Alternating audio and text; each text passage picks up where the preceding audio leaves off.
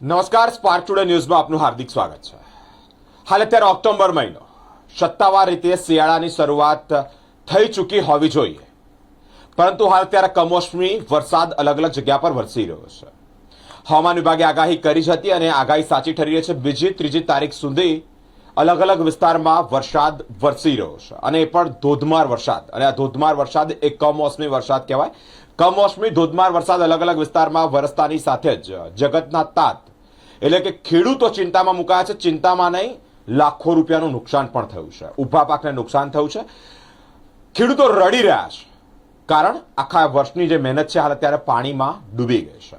મોન્થો વાવાઝોડાની પણ વાતચીત કરવી છે। આંધ્રપ્રદેશના દરિયા કિનારે મોન્થો વાવાઝોડું ટકરાયું છે, જેને લઈને જ અલગ અલગ જગ્યા પર અલગ અલગ દરિયામાં આની અસર જોવા મળી રહી છે। કમોસમી વરસાદ ગુજરાતમાં પણ ભારે એક સંકટ ઊભું કર્યું છે। કમોસમી વરસાદની વાત કરીએ તો ગુજરાતના ઉત્તર ગુજરાતની વાત કરીએ, જ્યાં જામનગર, ભાવનગર, દ્વારકા, નલિયા આ તમામ જગ્યા, ઉના આ તમામ જગ્યા પર ભારે વરસાદને પગલે ત્યાંના જે દરિયાઈ વિસ્તાર છે તેને પણ અસર પડી છે અને આ ઉત્તર ગુજરાતના તમામ જગ્યા પર ધોધમાર વરસાદને પગલે ખેડૂતોને રડવાનો વારો આવ્યો છે।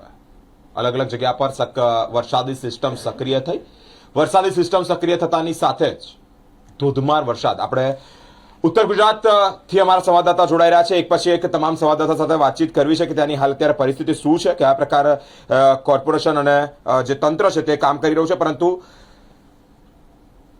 જે ધોધમાર વરસાદની આગાહી છે તે બીજી તારીખ સુધી જોવા મળશે, એટલે કે બીજી તારીખ સુધી અલગ અલગ જગ્યા પર વરસાદ વરસે તેવી પણ વાત હવામાન વિભાગ તરફથી સામે આવી છે। ભાવનગરથી સંવાદદાતાને જોડવાનો પ્રયત્ન કરીએ છીએ। ભાવનગર એટલે કે ઉત્તર ગુજરાત, આ ગુજરાતનો ભાગ છે અને આ ઉત્તર ગુજરાત, ત્યાંથી ભાવનગરથી અમારા સંવાદદાતા જોડાઈ રહ્યા છે અને તેઓની સાથે વાતચીત કરવી છે કે કયા પ્રકારની હાલ અત્યારે ત્યાં પરિસ્થિતિ છે, કારણ કે દરિયાઈ કિનારો છે, એ દરિયાઈ કિનારો સોમનાથ, ભાવનગર, રાજકોટ આ તમામ જગ્યા પર આ વરસાદની ભારે અસર એટલે કે માઠી અસર પડી છે। માઠી અસરને કારણે ખેડૂતોને રડવાનો વારો આવ્યો છે। દરિયા કિનારે માછીમારો માછીમારી ન કરે તે માટે પણ તંત્ર દ્વારા તેઓને સૂચના આપવામાં આવી છે અલગ અલગ રીતે। અમારી સાથે ભાવનગરથી અજયભાઈ જોડાયા છે, તેઓની સાથે વાતચીત કરવી છે કે ત્યાંની પરિસ્થિતિ હાલ અત્યારે કેવી છે। જી અજયભાઈ, શું કહેવા માંગો છો કમોસમી વરસાદને લઈને? જામનગર, જુનાગઢ, ભાવનગર વિસ્તારમાં ધોધમાર વરસાદ અને ત્યાં જગતના તાતને રડવાનો વારો આવી રહ્યો છે, શું કહેવા માંગો છો? હાલ અત્યારે ત્યાંની પરિસ્થિતિ શું છે? વાત કરું ભાવનગર જિલ્લામાં છેલ્લા 2 દિવસની અંદર જી ભારે વરસાદનું નિર્માણ થવા પામ્યું છે। ભાવનગર, વલભીપુર, ઉમરાળા, ઘોઘા, ગારિયાધાર, પાલીતાણા, તળાજા, જેસર તેમજ મહુવા પંથકમાં ભારે વરસાદ પડી રહ્યો છે। જી માવઠાના કારણે ખાસ કરીને મહુવામાં મહાવિનાશક જે પરિસ્થિતિનું નિર્માણ થવા પામ્યું છે। જી જળ જીવન ભારે અસરગ્રસ્ત થયું છે। ખાસ કરીને વાત કરી મહુવા તાલુકામાં, મહુવા તાલુકા તેમજ ગ્રામ્યમાં 11 ઇંચ કરતા પણ વધારે વરસાદ વરસી ગયો છે। જી તંત્ર કેટલા પ્રકારનો સપોર્ટ કરી રહ્યો છે? જગતના તાત ખેડૂતોને રડવાનો વારો આવી રહ્યો છે, શું કહેવા માંગો છો? હાલ અત્યારે ત્યાંના અધિકારીઓ કયા પ્રકારની કામગીરી કરી રહ્યા છે? જી જણાવી દો, સતત 2 દિવસથી વરસાદ ભાવનગર જિલ્લાના ભારે વરસાદ પડી રહ્યો છે, જેના કારણે ખેતરોમાં પણ પાણી ભળી વળ્યા છે। ખાસ કરીને વાત કરીએ આજની, તો આજે સવારથી જ તે કૃષિ મંત્રી જીતુભાઈ વાઘાણી તંત્રની સાથે બેઠકો કરી રહ્યા છે।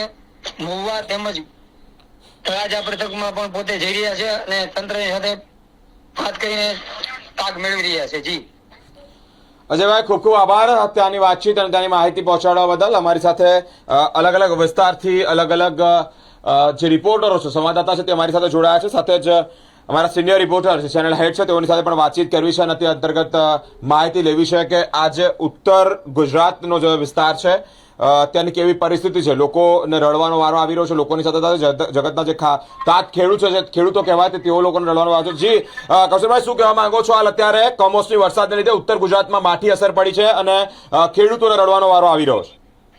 સૌથી મોટી ખબર તો બિરેન અત્યારે એ છે કે જે રીતે સરકાર દ્વારા ગાઈડલાઈન બહાર પાડવામાં આવી છે એ ગાઈડલાઈનનું કોઈ પણ અધિકારી પાલન નથી કરી રહ્યા અને સૌથી વધારે ટેન્શનમાં ગુજરાતના લોકો તો છે જ, પણ જે રીતે ખેડૂતોને લાખો કરોડ રૂપિયાનું નુકસાન થયું છે એની ભરપાઈ કોણ કરશે? આજે સરકારના મંત્રીઓ જાગ્યા છે જીતુભાઈ વાઘાણી પોતે ખેડૂતોની મુલાકાત લેવા ગયા ત્યારે રોષ હતો ખેડૂતોની અંદર. સવાલ એ છે કે જે રીતે આ માવઠો પડી રહ્યો છે, આ એક બાજુ તો ચક્રવાત આવવાનું છે, હજુ તો આપણા ત્યાં ચક્રવાત ટકરાવાનો છે, પણ જે રીતે અત્યારે આ ખેડૂતોની સૌથી વધારે હાલત ખરાબ થઈ છે, સરકારે એના પર વધારે ધ્યાન આપવાની જરૂર છે. લાખો કરોડ રૂપિયાનું નુકસાન હાલ ખેડૂતોને થયું છે, એની નોંધ સરકારના બેઠેલા મુખ્યમંત્રી ભૂપેન્દ્રભાઈ પટેલે પણ લીધી છે. સરકારના તમામ મંત્રીઓએ કામે લગાવી દીધા છે. સરકાર હવે એક્શન મોડમાં આવી છે. જ્યારે સૌરાષ્ટ્રની વાત કરીએ ત્યાં આગળ હાલ અત્યારે ખૂબ જ ખરાબ પરિસ્થિતિ છે. કચ્છની વાત કરીએ, કચ્છનો જે સફેદ રણ છે ત્યાં અત્યારે પાણી ભરાઈ ગયા છે, લોકોના ખેતોમાં પાણી ભરાઈ ગયા છે, લોકો હેરાન પરેશાન છે. જ્યારે લોકો હેરાન પરેશાન હતા ત્યારે સરકાર એમના દરવાજે સુધી નથી પહોંચી, પણ હાલ અત્યારે જે રીતે સરકાર એક્શન મોડમાં આવી છે અને અત્યારે જે રીતે સરકાર એમની મદદે કહેવામાં આવ્યું છે, કેન્દ્ર સરકારે પણ એક ગાઈડલાઈન બહાર પાડી છે કે સમુદ્રની તટ પાસે જે મછવારાઓ છે એમને જવાની ના પાડી દેવામાં આવ્યું છે. હવે જે વાવાઝોડું છે એ વાવાઝોડું અત્યારે ધીરે ધીરે તમામ જે રાજ્યો છે એમના પર આગળ વધી રહ્યો છે.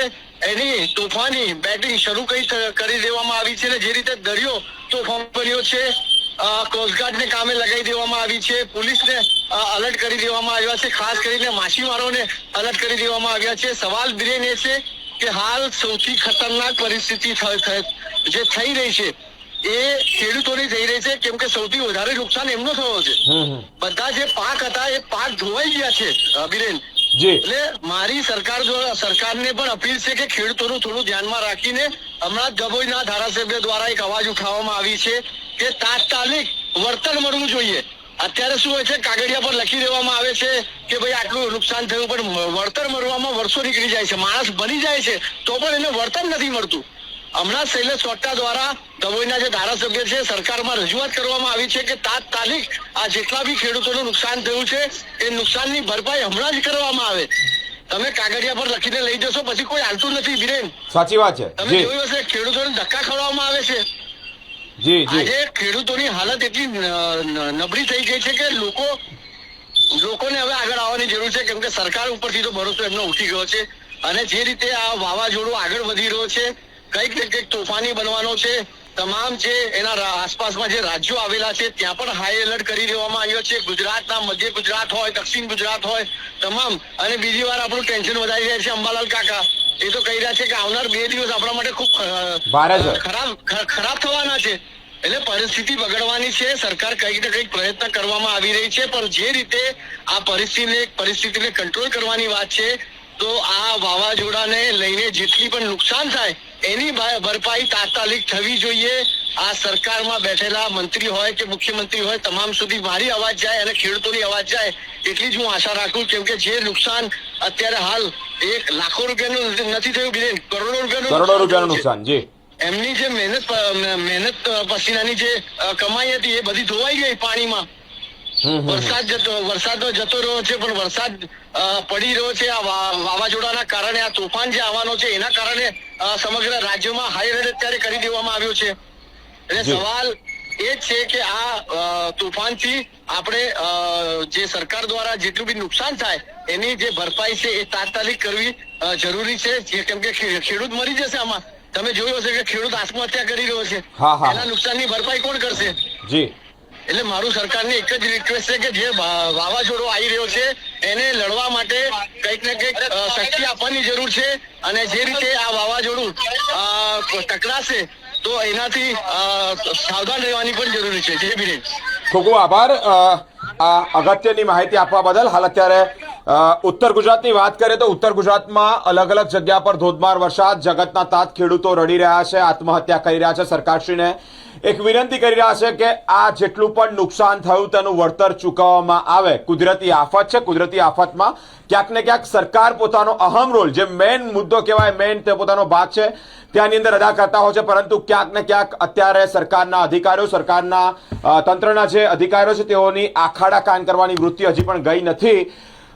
માહિતી સામે આવી. ડભોઈના ધારાસભ્ય શૈલેષભાઈ મહેતાએ પણ રજૂઆત કરી છે કે આ જે ખેડૂતો છે પારાવાર ફસાઈ રહ્યા છે, રડી રહ્યા છે, કારણ કે આખો ઉભો પાક, આખા વર્ષનો જે ઉભો પાક જે મહેનત કરીને ઉગાડેલો હોય તે પાણીમાં ધોવાઈ ગયો છે. ખેડૂતો ના ખેતરોમાં પણ ઠેર ઠેર પાણી છે, ગુઠ્ઠાસામાં પાણી ભરાઈ ગયા છે, અલગ અલગ જગ્યા પર કોઝવે પણ ડૂબી ગયા છે, લોકોની કારો તણાઈ રહી છે, લોકો ચીસો પાડી રહ્યા છે બચાવવા માટે, પરંતુ સાથે સાથે ખેડૂતોને ન્યાય મળે. ખેડૂતોને પારાવાર પસતા લાખો કરોડો રૂપિયાનું નુકસાન થયું હોય અને તે અંતર્ગત સરકારશ્રીના જે આ મંત્રીઓ છે તેઓને રજૂઆત કરવામાં આવી રહી છે કે આનું વળતર ચૂકવવામાં આવે.